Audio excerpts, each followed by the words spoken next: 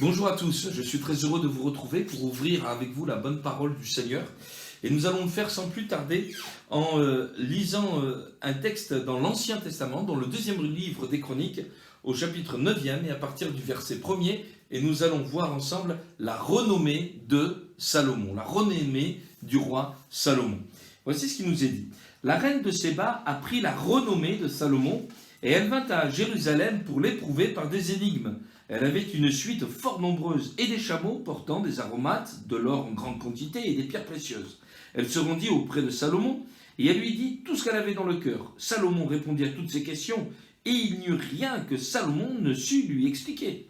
La reine de Séba vit la sagesse de Salomon et la maison qu'il avait bâtie, et les mets de sa table, et la demeure de ses serviteurs, et les fonctions, et les vêtements de ceux qui le servaient, et ses échansons, et leurs vêtements, et les degrés par lesquels on montait à la maison de l'Éternel. Or d'elle-même, elle dit au roi, « C'était donc vrai ce que j'ai appris dans mon pays au sujet de ta position et de ta sagesse. Je ne croyais pas ce qu'on en disait, avant d'être venu et d'avoir vu de mes yeux.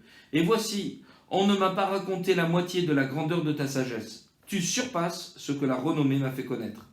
Heureux tes gens, heureux tes serviteurs qui sont continuellement devant toi et qui entendent ta sagesse. Béni soit l'Éternel ton Dieu qui t'a accordé la faveur de te placer sur son trône comme roi pour l'Éternel ton Dieu. C'est parce que ton Dieu aime Israël et veut le faire subsister à toujours qu'il t'a établi roi sur lui pour que tu fasses droit et justice. Elle donna au roi 120 talents d'or, une très grande quantité d'aromates et des pierres précieuses. Il n'y eut plus d'aromates tels que ceux donnés au roi Salomon par la reine de Séba. Les serviteurs de Huram et les serviteurs de Salomon qui apportèrent de l'or d'Ophir amenèrent aussi du bois de sandal et des pierres précieuses. Le roi fit avec le bois de sandal et des escaliers pour la maison de l'Éternel et pour la maison du roi, et des harpes et des luttes pour les chantres. On n'en a pas vu de semblable auparavant dans le pays de Juda. Le roi Salomon donna à la reine de Séba tout ce qu'elle désira, ce qu'elle demanda, plus qu'elle n'avait apporté au roi. Puis elle s'en retourna et alla dans son pays, elle et ses serviteurs. Amen. Voilà donc un récit important, intéressant, où nous voyons la reine de Séba qui se trouve en Éthiopie, cette reine qui se trouve interloquée par ce qu'elle apprend au sujet du roi Salomon. Il y a une renommée qui est en train de parcourir le monde antique d'alors au sujet du roi d'Israël qui réside à Jérusalem et qui est rempli d'une sagesse qu'on ne rencontre chez aucun autre humain. Et en réalité, nous savons, cette sagesse que Salomon possédait était un don que Dieu lui avait fait afin que celui-ci, le roi Salomon, donc, puisse régner avec intelligence pour faire régner la justice sur le peuple d'Israël. Et cela a provoqué toute une renommée. Et cette femme va entreprendre un grand voyage donc de l'Éthiopie de l'époque jusque vers le royaume d'Israël pour découvrir Salomon et pour découvrir sa sagesse. Et nous allons voir ensemble la renommée de Salomon, la sagesse de Salomon, le règne de Salomon et puis aussi la richesse de Salomon. En nous souvenant d'une chose, c'est que lorsqu'on veut comprendre l'Écriture, il faut tout ramener à Jésus-Christ. La Bible nous parle de Salomon comme étant celui qui apporte la paix, le pacifique. Et effectivement, le règne de Salomon était marqué par une paix, une prospérité sans égale concernant le royaume d'Israël. Il était le fils de David, le roi David, dont le règne fut marqué par de nombreuses guerres. Mais Salomon apporta la paix.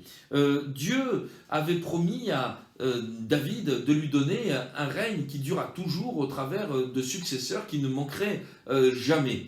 Et il avait prophétisé, la prophétie avait été donc apportée que, il y aurait toujours quelqu'un sur le trône. Et cela a engendré d'autres prophéties qui ont amené à comprendre que de David serait issu le Messie, le Christ, le Fils de Dieu. Et je voudrais vous dire que si Salomon apportait la paix pendant son règne, Salomon est mort depuis des siècles, mais il en est un qui est le fils de David, qui est issu de la généalogie de David, qui a été enfanté par Marie, mais conçu par le Saint-Esprit, et qui est le prince de la paix, Jésus-Christ, le Fils de Dieu. Alors je voudrais que nous nous souvenions que tandis que nous allons ensemble parler de Salomon, nous allons aussi parler de Jésus. Alors la première chose, c'est la renommée. La renommée de Salomon. La reine de Saba, elle est en Éthiopie, mais elle apprend la renommée de Salomon. Et la renommée, qu'est-ce que c'est? Eh bien, c'est l'opinion publique répandue sur quelqu'un. Et la renommée de Salomon a dépassé les frontières eh bien de son pays. Il y a des gens qui ont une grande renommée. Un footballeur a de la renommée. Un bon footballeur eh bien, peut avoir une renommée dans sa commune. Un très très grand footballeur eh bien, de classe internationale est connu dans le monde entier. Mais concernant Salomon, il était connu pour sa sagesse. Et concernant Jésus-Christ, il nous est dit dans Luc au chapitre 5 au verset 15 que sa renommée se répandait de plus en plus et les gens venaient en foule pour l'entendre et pour être guéris de leur maladie. Et nous avons donc un point commun. Et je voudrais vous dire ceci, c'est que la Bible nous parle eh bien que Jésus-Christ est plus grand que le roi Salomon. Et d'ailleurs, ce sera la reine de Séba, la reine de Séba elle-même, eh bien, qui le proclamera, puisque Jésus dira ceci dans l'Évangile selon Matthieu, au chapitre 12e et au verset 42, eh bien, la reine du Midi se lèvera, c'est la reine de Séba, au jour du jugement, avec cette génération, elle la condamnera, parce qu'elle va des extrémités de la terre pour entendre la sagesse de Salomon, et voici, il y a ici plus que Salomon. Et oui, il y a Jésus. Alors, cette renommée, voyez-vous, concernant Salomon, eh bien, est reçue par la reine de Séba, elle va être éprouvée. Et cette femme, eh bien, va faire son enquête. Elle veut éprouver cette renommée. Est-ce que la renommée eh bien, de Salomon correspond à quelque chose de réel ou est-ce que c'est une rumeur? Est-ce que c'est une fake news? Et je voudrais vous poser cette question. Et vous, avez-vous fait votre enquête au sujet de Jésus-Christ? Croyez-vous qu'il est vraiment le Fils de Dieu? Croyez-vous qu'il soit capable de vous pardonner vos péchés? Croyez-vous qu'il soit capable eh bien, de régner dans votre cœur et de mettre la paix? En ce qui concerne la reine de Séba, elle est venue eh bien, auprès de Salomon pour lui poser toutes sortes de questions. L'Écriture nous dit qu'elle avait des énigmes, c'est-à-dire des choses difficiles à comprendre, à expliquer, à connaître. Et elle se posait certainement toutes sortes de questions, comme peut-être vous-même vous posez toutes sortes de questions. Mais pourquoi le mal existe-t-il sur la terre? Pourquoi l'injustice? Pourquoi la mort? Pourquoi la maladie? Pourquoi le vide dans le cœur de l'homme? Pourquoi un homme peut-il tout posséder et être malheureux quand même? Et comment se fait-il qu'un homme peut être eh bien, parfois dans une pauvreté et avoir un bonheur et une joie eh bien, que l'or et l'argent ne peuvent acheter? Et elle va avec toutes ces énigmes, avec toutes ces questions, et certainement encore bien d'autres, des choses qui étaient graves, auxquelles elle n'avait aucune réponse, parce que, voyez-vous, elle fit un voyage extrêmement eh bien, long, puisque même Jésus le confirme, elle vint des extrémités de la terre pour entendre la sagesse de Salomon. Et je voudrais vous dire ceci, vous aussi, venez avec vos questions auprès de Jésus-Christ.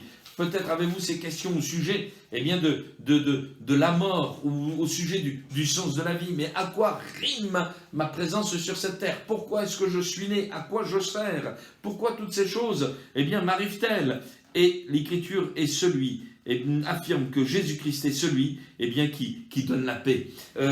À de multiples occasions, nous voyons Jésus-Christ amener eh bien, la paix. Lorsque Jésus sera ressuscité d'entre les morts et qu'il va parler à ses disciples qui sont tremblants d'effroi parce que pour eux, Jésus-Christ est mort, et puis, comme ils l'ont suivi, ils vont être inquiétés par eh bien, le tribunal et les chefs religieux. Mais Jésus va leur parler dans sa gloire en leur disant ceci: que la paix soit avec vous. À une autre occasion, il dira à un homme qui sera troublé dans son cœur par une mauvaise nouvelle: ne crains point, crois seulement. Et les miracles de Jésus apportent toujours la paix. Il n'y a jamais de trouble quand Jésus est là. Il n'y a jamais d'insatisfaction, mais quand le Seigneur est là, il guérit les malades, il chasse les démons, il pardonne aux pécheurs, il calme même les tempêtes, et il met la paix. La marque de fabrique eh bien, de Jésus-Christ, c'est la paix. Et l'apôtre Paul, dans l'épître aux Romains, connu pour être, comme le disait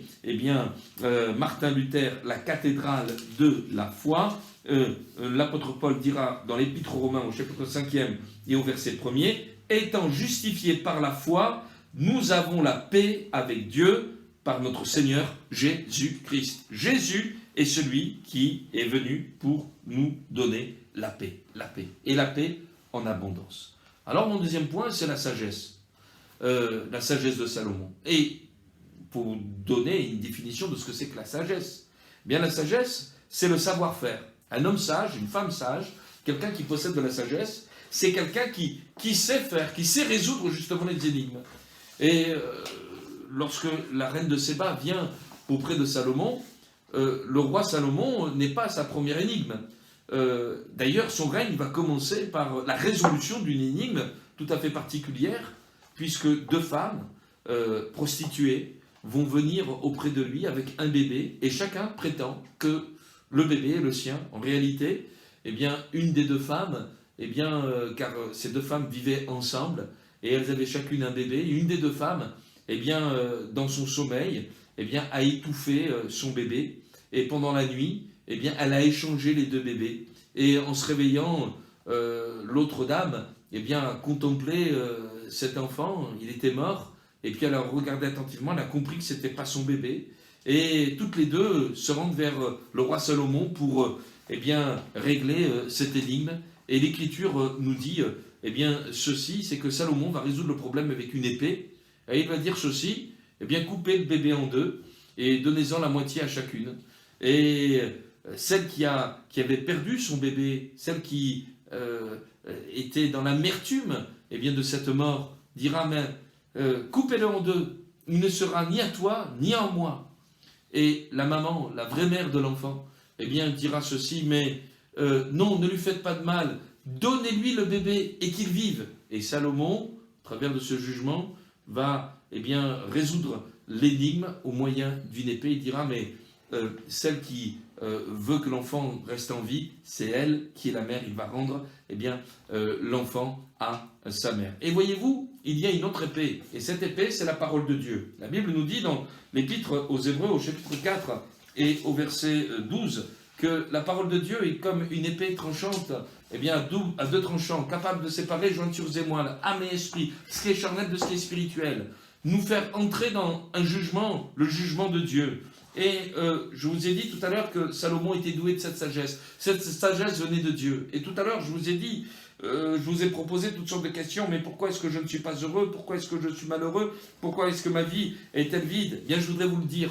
L'Écriture nous dit que nous sommes tous des pécheurs. Il n'y a pas un juste.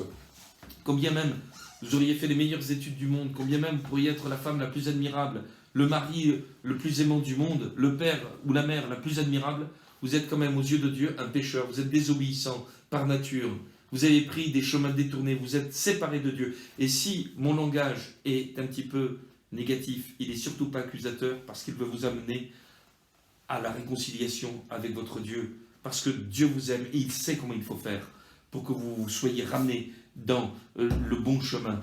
Et il veut vous dire, tu as une dette, c'est le péché, mais j'ai donné mon Fils unique, Jésus-Christ, le nouveau Salomon, le divin Salomon, qui lui sait régler le problème. Il a donné sa vie pour toi à la croix. Il est mort entre deux brigands afin que tu ne périsses pas, mais que tu aies la vie éternelle. Ta dette est payée, tu es libéré de ton passé et tu peux commencer une nouvelle vie avec Jésus-Christ pour Sauveur et pour Seigneur. Et c'est ainsi que Jésus est capable de répondre à toutes tes questions. Oui, Dieu t'aime, n'en doute point, mais tu es un pécheur loin de Dieu. Et pour te réconcilier, Jésus a donné sa vie à la croix du Calvaire.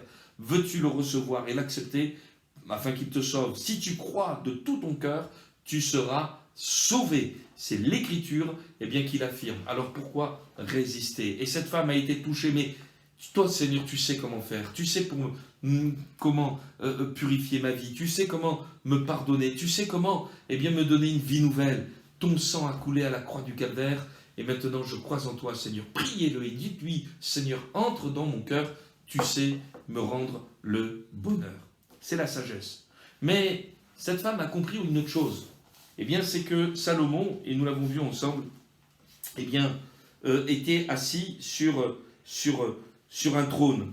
Et ce trône était magnifique. Dans le livre des rois, dans le premier livre des rois, il nous est donné toutes sortes de détails sur ce trône, mais qui dit trône dit règne. Et il nous est même dit, c'est le trône de Dieu. Salomon était placé sur le trône de Dieu. Elle le dira, ton Dieu t'a accordé la faveur de te placer sur son trône pour roi, pour l'Éternel. Et c'est vrai que nous voulons comprendre une chose également, c'est que Jésus-Christ est Seigneur. Et l'Écriture nous dit, eh bien, tout genou fléchira, toute langue confessera que Jésus-Christ est Seigneur à la gloire de Dieu le Père. Philippiens chapitre 2, versets 10 et 11. Et nous avons besoin de l'entendre, parce que souvent nous pouvons prendre Jésus comme étant simplement celui qui nous sauve, celui qui vient à notre secours. Sauve-moi Seigneur, pardonne mes péchés, et puis pardonne-moi encore, puis guéris-moi, et puis Seigneur, donne-moi, fais pour moi, moi. Mais en réalité, on met Dieu à notre service et on reste les rois de nos vies. Mais ce n'est pas le langage de la Bible. Il n'y a qu'un seul roi, il n'y en a pas deux. Il n'y en a même pas trois, il n'y en a qu'un seul, c'est Jésus.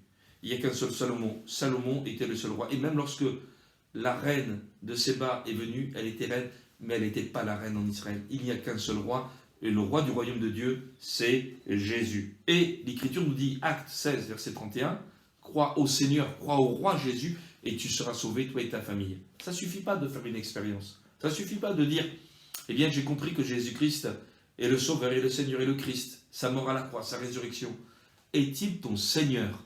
Est-il celui qui règne dans ta vie? Si tu n'as pas répondu à cette question, il faut impérativement bien, que tu y répondes. Il faut que tu acceptes Christ comme celui qui gouverne ta vie, qui maintenant va te conduire sur le chemin de sa volonté, qui va t'amener à comprendre sa parole, à comment bien mener ta vie, pour que celle-ci soit vraiment bénie, afin que tu ne retombes plus dans les égarements du passé. À quoi ça servirait? Eh bien de croire que là où le péché a abondé, la grâce de Dieu a surabondé, si c'était pour retourner dans tes anciens péchés, ça n'aurait aucun sens. Mais le Seigneur veut maintenant te conduire sur une vie droite, une vie pure, une vie à sa gloire. Et pour cela, pour que tu aies la puissance de mener cette vie, il faut qu'il règne dans ton cœur. Lorsque nous voyons les serviteurs de Salomon, nous voyons qu'ils ont été associés à d'immenses privilèges. La reine de Séba va être émerveillée des demeures des serviteurs. Les serviteurs de Salomon avaient des demeures extraordinaires. Ils avaient des vêtements merveilleux. Ils étaient attachés à des fonctions extrêmement nobles. Et leur repas était à faire pâlir les repas des grands de ce monde. Et je voudrais vous dire, c'est ça qui se passe lorsqu'on a Jésus-Christ pour roi. On a une demeure. On a une demeure dans le ciel. Je sais où je vais. Et je sais que Jésus a préparé pour moi une place dans son ciel de gloire. La meilleure place, c'est là-haut. Les vêtements, mais bien sûr, plus que les vêtements que nous portons ici, l'Écriture nous dit que dans un sens spirituel, nous sommes revêtus de vêtements blancs. La honte a été chassée. Nous sommes devenus de nouvelles créatures. Si quelqu'un est en Jésus-Christ, il est une nouvelle création. Les choses anciennes sont passées, voici toutes choses sont devenues nouvelles. Et puis, nous sommes associés à une fonction formidable. Un chrétien, un enfant de Dieu, c'est quelqu'un qui est au service de Dieu. Tout ce qu'il fait, il le fait pour la gloire du Seigneur.